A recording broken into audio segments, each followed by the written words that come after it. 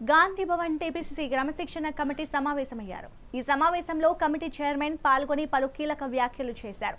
BRS KTR Harish Rao నీతులు చెప్తున్నారని, వాళ్ల మాటలు దయ్యాలు వేదాలు వల్లించినట్లు ఉన్నాయన్నారు.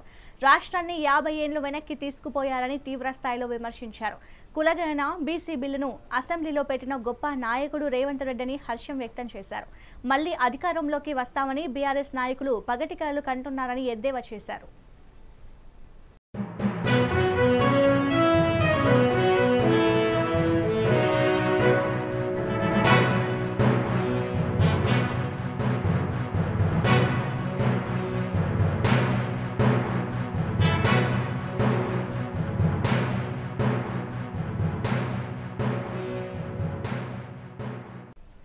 గాంధీ భవన్ టీపీసీసీ క్రమశిక్షణ కమిటీ సమావేశమయ్యారు.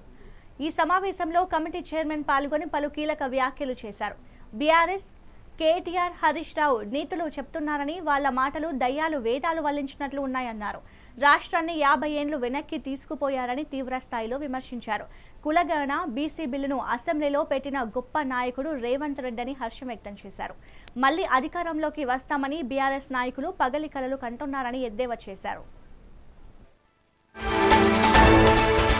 దీనిపై మరింత సమాచారం సీనియర్ కరెస్పాండెంట్ శ్రీనివాస్ అందిస్తారు. శ్రీనివాస్, చెప్పండి. సీఎం రేవంత్ రెడ్డిపై ఏదైతే కేటీఆర్ హరీష్ రావు వ్యాఖ్యలు తీవ్రంగా ఖండించారు. టీపీసీసీ క్రమశిక్షణ కమిటీ ఎంపీ మల్లు రవి ఏదైతే ఇప్పటికే అంటే తెలంగాణను మన 10 ఏళ్లు అప్పుల పాలు చేసి 10 ఏళ్లు దోచుకున్న తెలంగాణను దోచుకున్న రాష్ట్రాన్ని సీఎం రేవంత్ రెడ్డి గాడిన పెడుతుంటే వాళ్ళ వ్యాఖ్యలు దయ్యాలు వేదాలు వల్లించినట్టుగా మాట్లాడుతున్నారు అంటూ కూడా మాట్లాడారు. అదేవిధంగా ఏదైతే హరీష్ రావు కేటీఆర్ బీఆర్ఎస్ నాయకుల మాటలు తెలంగాణ ప్రజలు ఎవరు నమ్మరని కూడా ఆయన ఎద్దేవా చేశారు. అంటే ఇప్పటికే రాష్ట్రాన్ని 50 ఏళ్లు వెనక్కి నెట్టారు, 10 ఏళ్ల పాలనలో చేసి 50 ఏళ్లు వెనక్కి నెట్టారు.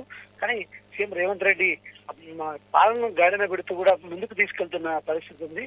సో ఈ క్రమంలో కూడా రేవంత్ రెడ్డిని విమర్శించడం కరెక్ట్ కాదంటూ కూడా ఆయన ప్రశ్నించారు. దీంతో పాటు ఇప్పటికే కులగణనతో పాటు బీసీ బిల్లుని అసెంబ్లీలో పెట్టి తీర్మానం చేసిన గొప్ప నాయకుడు రేవంత్ రెడ్డి అలాంటి నాయకుడిని విమర్శించడం ఏంటంటూ కూడా ఆయన మాట్లాడారు. సో ఈ క్రమంలో కూడా మళ్ళీ అధికారంలోకి వస్తారని కూడా పగటి కలలు కంటున్నారు.